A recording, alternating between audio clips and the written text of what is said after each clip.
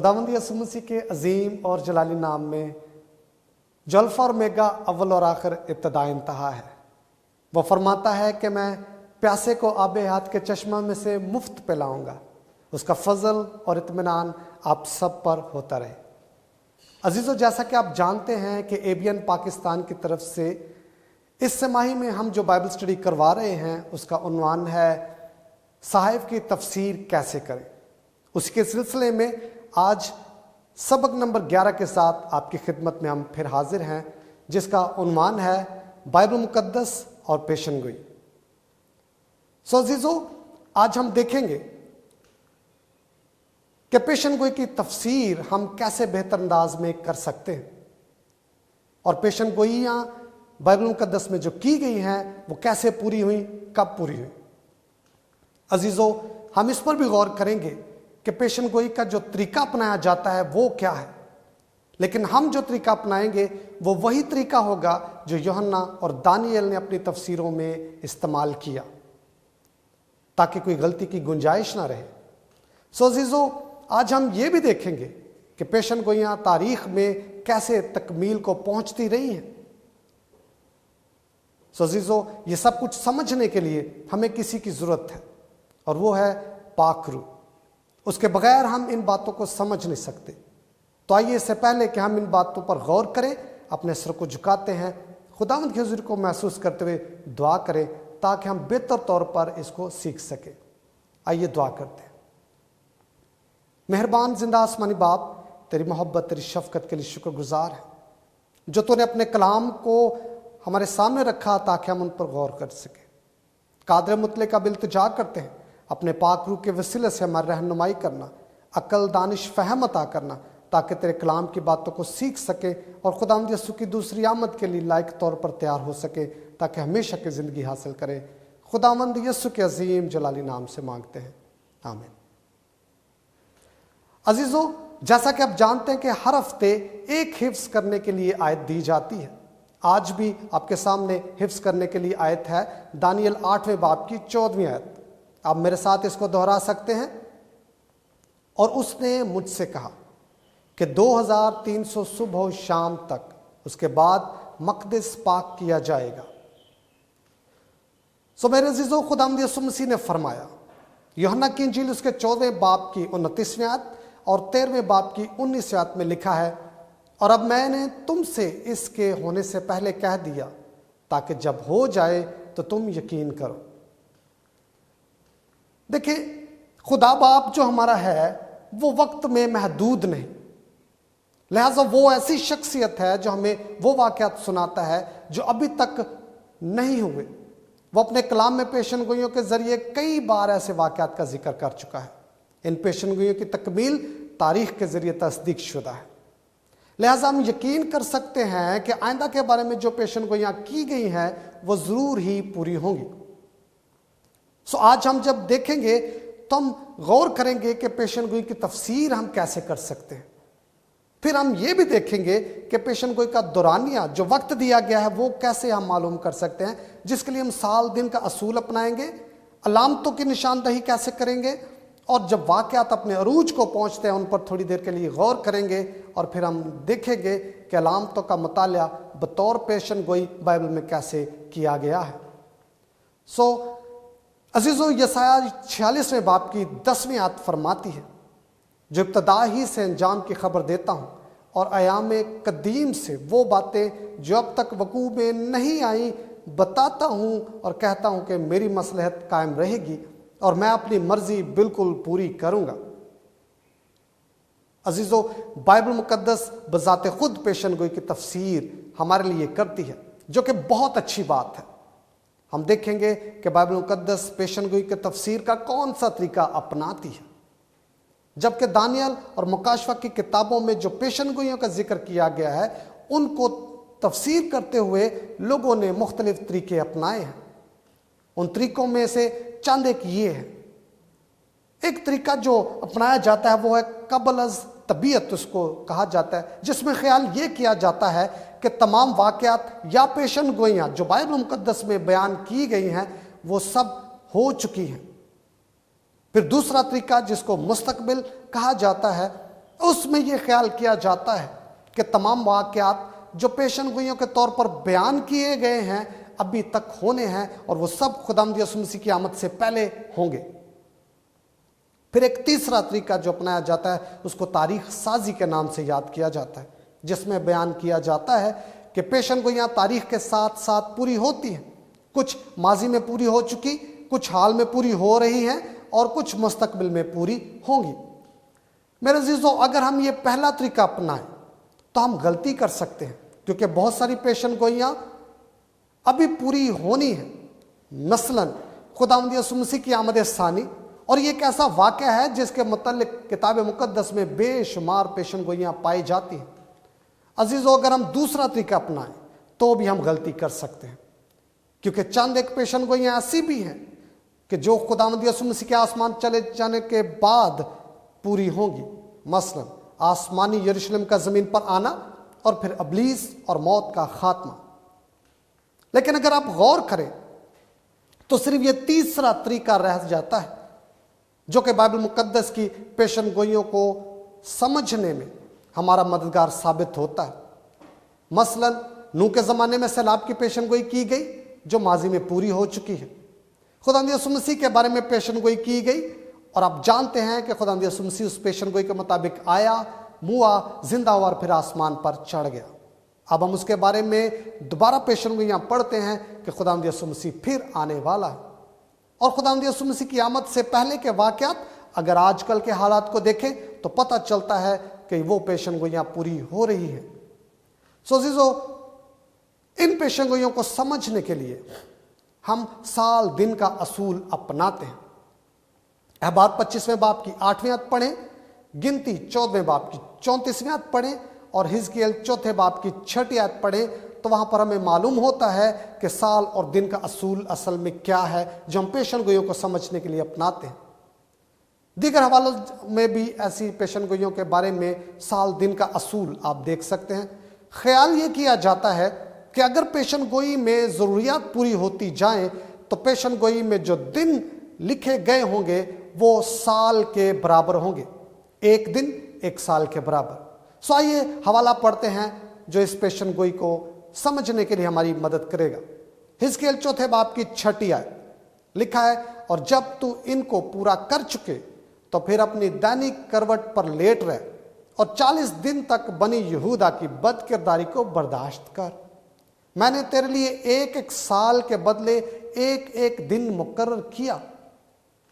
सो अजीजों, यहां पर हम देखते हैं कि साल और दिन का असूल बयान किया गया है।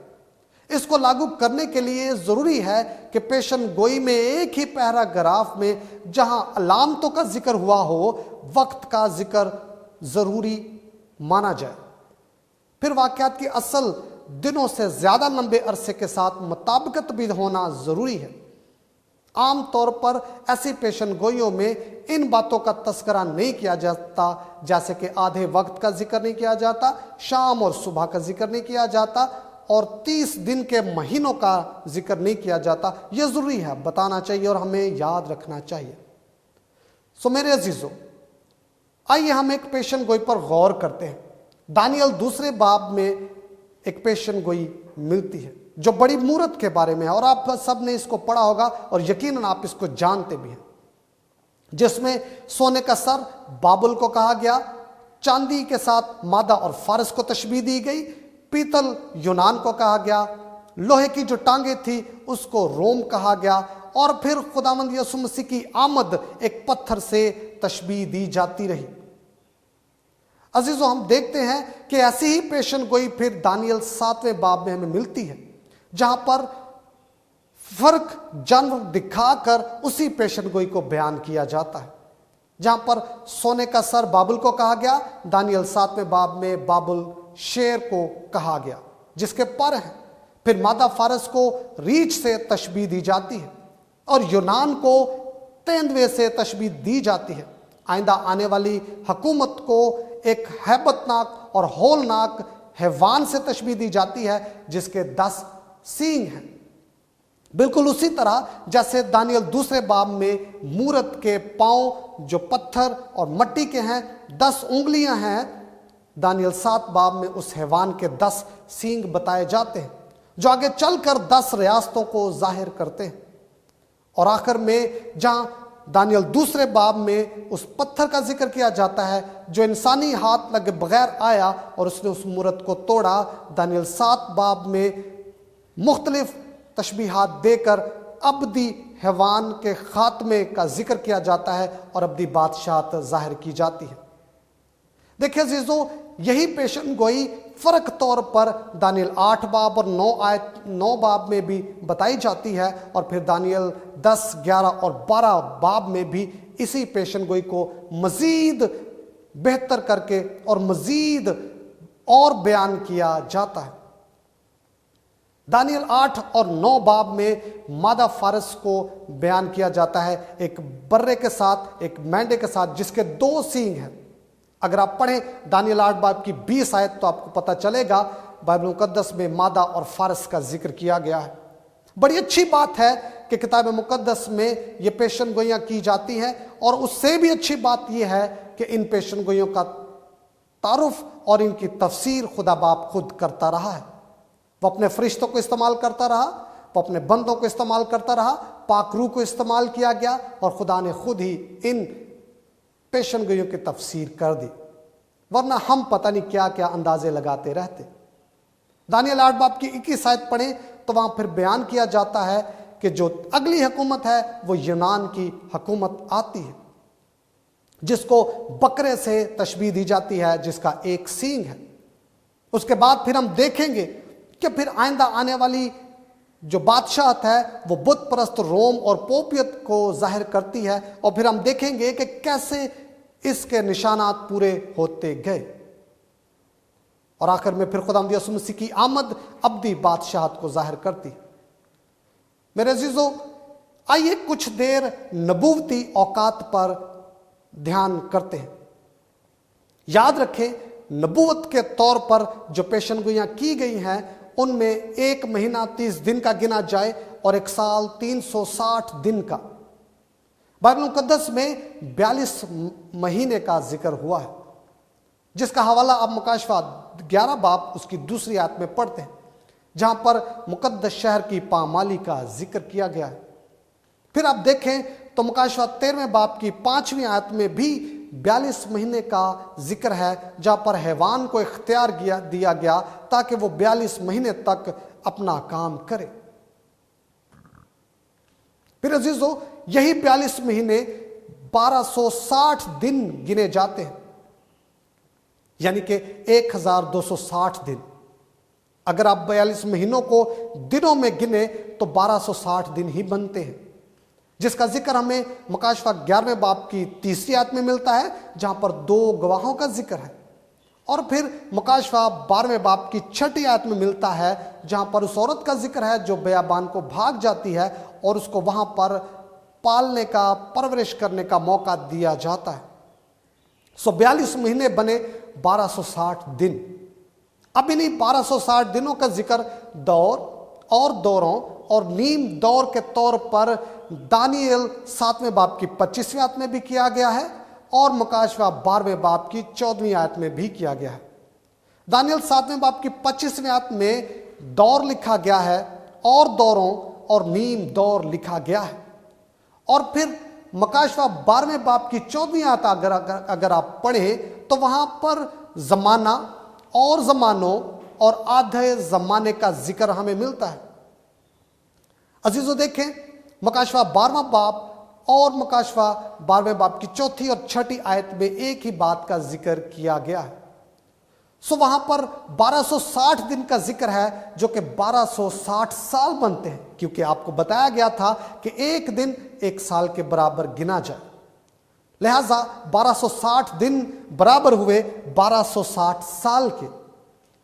अब अगर हम मजीद देखें तो 3.5 साल बनते हैं जहां पर लिखा गया दौर और दौरों और नीम दौर, या जमाना या जमाने और आधा जमाना। 42 महीने अगर आप सालों में गिने तो आपको 3.5 साल मिलेंगे, जिसको बाइबल में दौर और दौरों और नीम दौर के नाम से पुकारा गया है। और फिर 42 महीने 1260 दिन बनते हैं। अजीजों, ये जो पेशन गोई की गई है, ये 1260 दिन 1260 साल के बराबर बनते हैं, और ये अरसा 538 कबले मसीह से शुरू करके 1798 ईस्वी तक जाता है। आइए मजीद देखते हैं अलामतों की शनाख्त। याद रखें, एक अलामत एक सल्तनत को जाहिर करती है। पीछे हम दानियल दूसरे बाब में पढ़ चुके हैं कि मूरत में बहुत सारी अलामतें उन सल्तनतों के बारे में बताती हैं जो वक्तन फवक्तन आती रही हैं। दानियल 7वें बाब की 21वीं आयत में लिखा है, मैंने देखा कि वही सींग मुकद्दसों से जंग करता और उन पर गालिब आता रहा। दानियल 7 और 8 बाब में मुख्तलिफ अलामतों के साथ पे दर पे आने वाली सियासी ताकतों का तारुफ करवाया गया है। अजीजों, याद रखें, जो सल्तनतें हैं वो सियासी ताकतें गिनी जाती हैं। जबकि हम देखते हैं बाबुल को सोने का सर और परदार शेर से तशबीह दी गई। उसके बाद आने वाली हुकूमत को मादा फारस जो थी रीछ और मेंढे से दिखाया गया। फिर यूनान की सल्तनत को तेंदुआ और बकरे का नाम लेकर उससे तशबीह दी गई। फिर जो अगली हुकूमत है वो रोम की हुकूमत है, जिसको हैबतनाक हैवान और छोटे सींग से तशबीह दी गई। सो मेरे अजीजों, अगर हम इन अलामतों की मजीद तफसीर करते जाएं तो दानियल 7 बाब में चौथे हैवान के 10 सींग दिखाए जाते हैं। इसका मतलब है उस जमाने की जो 10 रियासतें हैं, ये 10 सींग उनको जाहिर करते हैं। जैसे दानियल दूसरे बाब की मूरत में पांव की उंगलियां 10 हैं, वैसे ही चौथे हैवान के सर पे जो सींग हैं वो 10 हैं, जो कि 10 रियासतों को जाहिर करती हैं। और फिर एक खास छोटा सींग जो उन्हीं 10 में से निकलता है, दानियल 7वें बाब की 24वें आयत में हम देखते हैं वो क्या करता है। ये चौथी सल्तनत है जिसके बारे में बहुत कुछ लिखा गया है। दानियल 7वें बाब की 25वें आयत पढ़ें तो उसके काम लिखे गए हैं कि वो क्या काम करता है। वो छोटा सींग 10 सींगों में से 3 सींग उखाड़ देता है। वो छोटा सींग मुकद्दसों के खिलाफ कुफर बकता है, और वो छोटा सींग 1260 साल तक मुकद्दसों को तंग करता है। वो छोटा सींग मुकर्रा औकात और शरीयत को बदलने की कोशिश करता है। इस सींग की शनाख्त सियासी और मजहबी ताकत के तौर पर हुई है, जो कि रोम से आता है, और ये रोम ही है। मेरे अजीजों, देखें, एक वक्त आता है कि ये वाकयात अपने अरूज को पहुंचते हैं। दानियल 7 और 8 बाब में तारीखी वाकयात अपने अरूज को पहुंचते हैं। बादशाहत और अदालत खुदा के मुकद्दसीन के हवाले कर दी जाती है। दानियल 7वें बाब की 11वीं आयत पढ़ें, उसके मुताबिक जब अदालत शुरू होती है तो उस छोटे सींग की घमंड की बातों की वजह से वो अदालत के हवाले किया जाता है और हलाक होता है।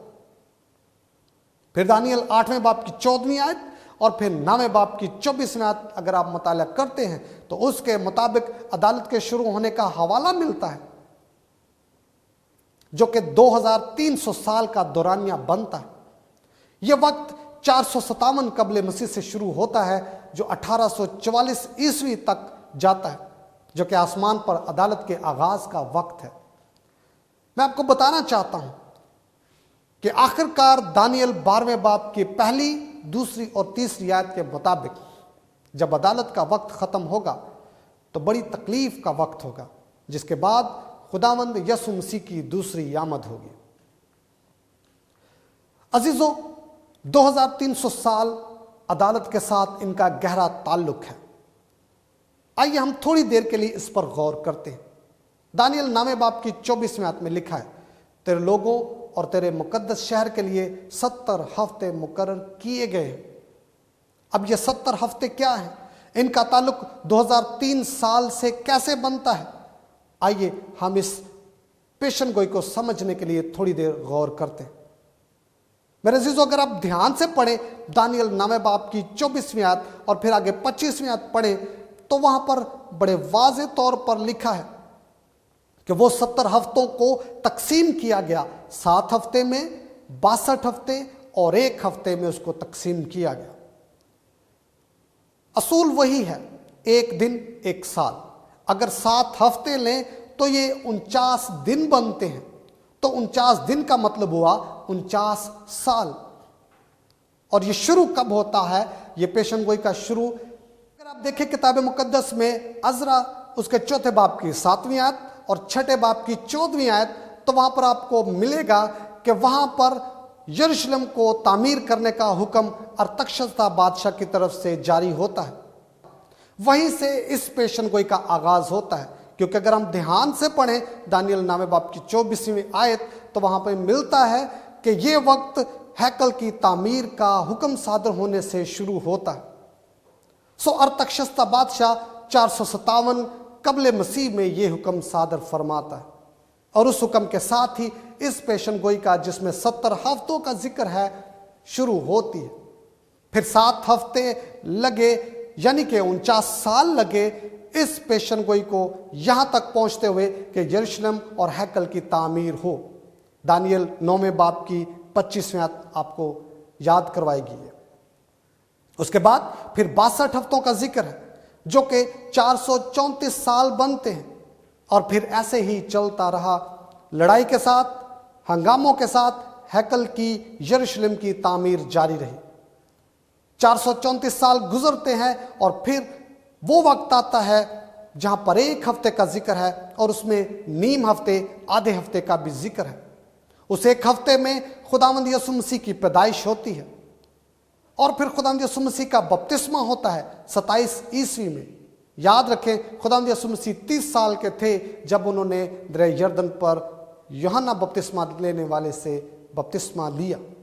लूका 3 बाब की 21वीं आयत हमें यह बयान करती है। उसी आधे हफ्ते में फिर जाकर खुदावंद यीशु मसीह की सलीबी मौत का जिक्र किया गया है। खुदावंद यीशु मसीह अपनी सलीबी मौत पर हमारे गुनाहों के लिए फिदिया देते हैं। लूका 23वें बाब की 46वीं आयत पढ़ें। फिर उसी हफ्ते में, आधे हफ्ते के वक्त में, यानी कि 3.5 साल में, 1 हफ्ता अगर 7 दिन का हुआ तो इसका मतलब है वो 7 साल बनते हैं। तो अगर 7 सालों को 2 आधे आधे हिस्से में तकसीम किया जाए तो 3.5 साल और 3.5 साल का अरसा बनता है।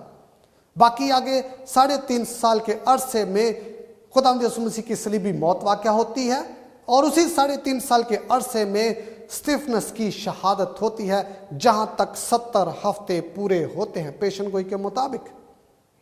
जैसे ही स्तिफनस की शहादत होती है एमाल 7वें बाब की 60वीं आयत में, तो वहां से फिर कौम को एक नया दौर मिलता है। खुदा के लोग परगंदा होते हैं, भाग जाते हैं, और गैर कौमों को खुशखबरी सुनाई जाती है। उसके बाद 1810 साल मजीद गुजरते हैं, गैर कौमों को खुशखबरी सुनाई जाती है। एमाल 8वें बाब की 4थी आयत आपको यह बयान करेगी। फिर अगर हम 2300 सालों का जिक्र करते हैं तो ये कब तक रहेंगे? तो बाइबल मुकद्दस दानियल 8वें बाब की 13वीं आयत आप पढ़े तो वहां पर आपको मिलेगा कि एक फरिश्ता दूसरे फरिश्ते को पूछता है कि ये कब तक रहेगा। तो जवाब मिलता है दानियल 8वें बाब की 13वीं आयत में कि ये 2300 सालों तक जारी रहेगा। और ये 2300 साल फिर कब जाके ख़त्म होते हैं? ये 1844 में ख़त्म होते हैं, जहां मक़दिस पाक किया जाता है। सो मेरे अजीज़ों, हमने देखा ये पेशन गोई भी पूरी होती है, और खुदावंद यीशु मसीह जो अलामती तौर पर सरदार काहिन को जाहिर करता है, वो आसमान पर जो मक़दिस है वहाँ पर अपने ही खून को लेकर कफ़ारे के तौर पर खुदा बाप के सामने हाजिर होता है। बिल्कुल उसी तरह जैसे ज़मीन पर सरदार काहिन बर्रा के खून को लेकर कफ़ारा के रोज़ हैकल में पाक-तरीन मकाम में दाखिल होते थे, खुदावंद यीशु मसीह अपनी जान, अपना खून लेकर खुदा बाप के सामने जैसे इस पेशन गोई का इख्तिताम होता है, वो खुदा बाप के सामने अपने खून को लेकर हाजिर होता है, क्योंकि खुदावंद यीशु मसीह सरदार काहिन, ज़बा किया हुआ बर्रा और हमारा शिफायती है। पेशन गोइयों के तौर पर अजीज़ों, बाइबल मुकद्दस में बहुत सारी और अलामतें खुदावंद यीशु मसीह और उसकी मौत के मुतल्लिक़ की गई। जो रूहानी तौर पर मुस्तकबिल के वाक़यात को जाहिर करती हैं। अलामती तौर पर खुदावंद यीशु मसीह को जाहिर किया गया। मसलन यूहन्ना की इंजील के पहले बाब की 36वीं आयत में यूहन्ना बपतिस्मा देने वाला खुदावंद यीशु मसीह को खुदा का बर्रा कहकर पुकारता है। यह अलामती तौर पर खुदावंद यीशु मसीह की मौत से तशबीह दी गई है। खुदावंद यीशु मसीह जिसने अपनी जान देकर हमारे गुनाहों को उठा लिया, मेंढा जो हर रोज हैकल में कुर्बान किया जाता था, वो हमारे गुनाहों की अलामत थी, लेकिन खुदावंद यीशु मसीह को जाहिर किया जाता था जिसने अपनी जान देकर एक ही बार में दुनिया का गुनाह उठाया। खुदावंद यीशु मसीह को पीतल के सांप से भी तशबीह दी जाती है जो मूसा ने बियाबान में बनाकर बल्ली पर लटकाया, और वही पीतल का सांप खुदावंद यीशु मसीह की सलीबी मौत को जाहिर करता है। फिर खुदावंद यीशु मसीह को जाहिर करने के लिए उसकी मौत को, उसके कब्र में रखे जाने को यूना की और मछली के पेट में रहने से तशबीह दी गई है। जब यूना मछली के पेट में 3 दिन और 3 रात गुजारता है, सो ये सारी अलामतें खुदावंद यीशु मसीह को जाहिर करती हैं कि वो कैसे अलामती तौर पर अपने आने से पहले अपने आप को दुनिया पर जाहिर करता है। मेरे अज़ीज़ों, जो कुछ मुताला आज हमने पेशन गोइयों का किया है वो भी अलामती तौर पर उन अहवाल को बयान करती हैं जो दुनिया में आइंदा आने वाले हैं। दानियल की किताब आप ध्यान से पढ़ें तो वहाँ पर आपको मिलेगा, दानियल फरमाता है कि ये वो ख्याल हैं, ये वो वाक़यात हैं जो दुनिया में आइंदा वकू पजीर होंगे। सो पेशन गोइयों को बड़े ध्यान से पढ़ना चाहिए, उनका मुताला बड़े ध्यान से करने की ज़रूरत है ताकि हम कोई गलती ना करें और खुदा के आइंदा के मंसूबों के बारे में जो खुदा अपने लोगों को बयान करना चाहता है ध्यान से और अच्छे तौर पर उनको समझ सके। मेरे अजीजों, मिसेस एलन जी वाइट अपनी एक किताब टेस्टिमनीज फॉर द चर्च जिल्द नंबर 8 बाब नंबर 41 और सफ़ा नंबर 252 में फरमाती, हम लोग दुनिया की तारीख के आखिरी दौर में रह रहे हैं। पेशन गोई पूरी हो चुकी है और जो वक्त बाकी रह गया है वो भी बड़ी तेजी से गुजरता जा रहा है। हमारे पास वक्त बिल्कुल नहीं और ज़ाया करने के लिए एक लम्हा भी नहीं बचा। तो अजीज़ों, आइए हम फिर सारे मिलकर बड़ी ईमानदारी के साथ खुदावंद यीशु मसीह की यामद सानी का पैगाम दुनिया को पहुंचाएं, लोगों को बताएं खुदावंद यीशु मसीह जल्द आने वाले हैं। आइए मिलकर तमाम लोगों को तौबा का पैगाम दें ताकि हम आने वाले गज़ब से बच जाएं।